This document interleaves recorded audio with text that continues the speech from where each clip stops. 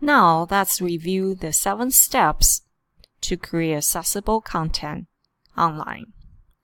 First, you use built-in styles for headings and lists. 2. Use meaningful hyperlink text. 3. Use color appropriately and to create enough contrast ratio between the foreground and background. 4. You add alternative text and captions for images. 5. You label the column header rows in tables when used as a data table. 6. Provide alternative format if needed. And 7. Use accessibility reporting tool to check for issues. Now, if we cover 1 through 6 as a primary requirements, then we can make sure we have fulfilled these accessibility requirements and we're in good standing. And the last step for using the accessibility reporting tools, which we will talk about in the next session to help you check through your accessibility work.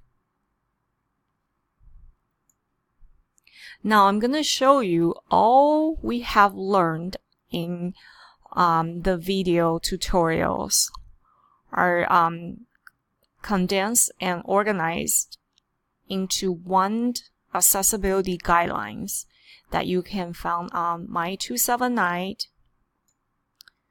and putting /accessibility. Well, make sure you're logged into my279.org, then putting the keyword accessibility. Then it will bring you to this page. Then the second link, the District 279 Web Accessibility Guidelines, will cover all the video tutorials in the 7 steps.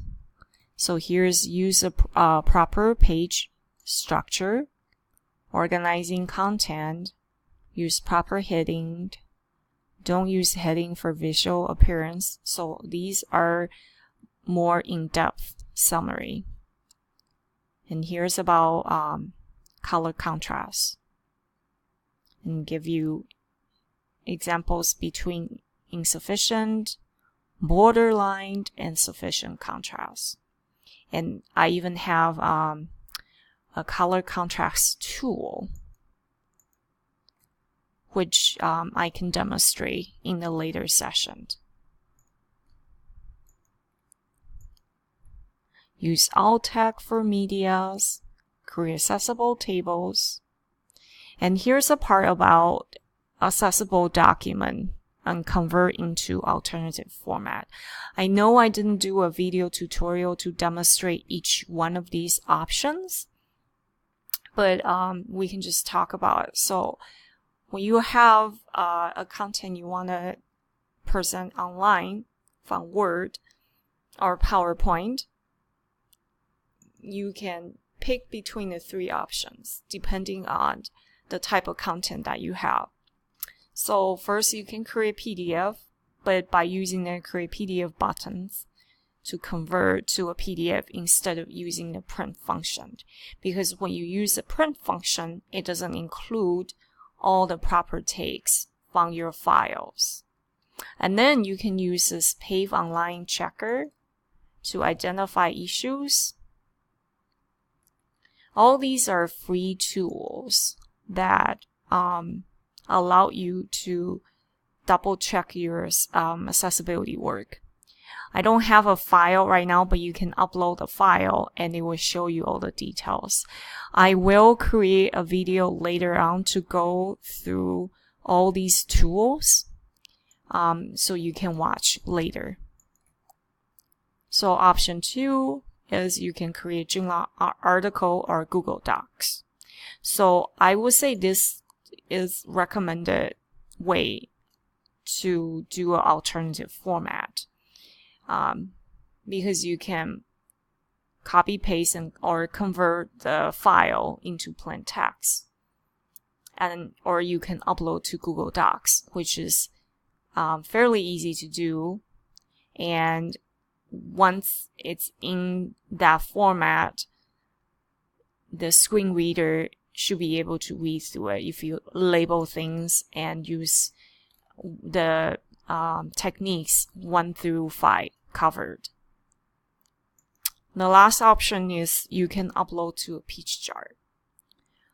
So you want to use that option when you have a visually complex file, such as a flyer or promotional materials, and you will upload that to your school Peachjar site. And they do have a maximum of 4 pages per upload. So if you have more than 4 pages, then you will have to create multiple Peachjar files or upload them separately. Then we didn't cover slideshows, but it's the same idea applies. So all functions, including navigation between items, must be operatable by keyboard. And you provide a pause option. And don't make the movement too fast. And you can create accessible slideshow by using Google Slides. That's probably the easiest way, and people can view them online.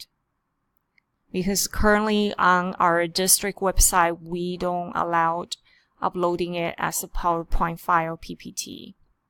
So that would be a good way to do it using the Google Slides.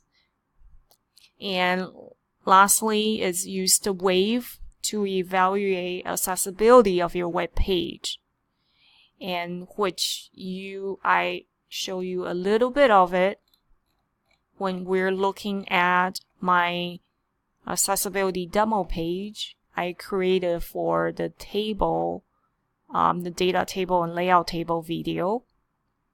So we're gonna go in depth in a separate video.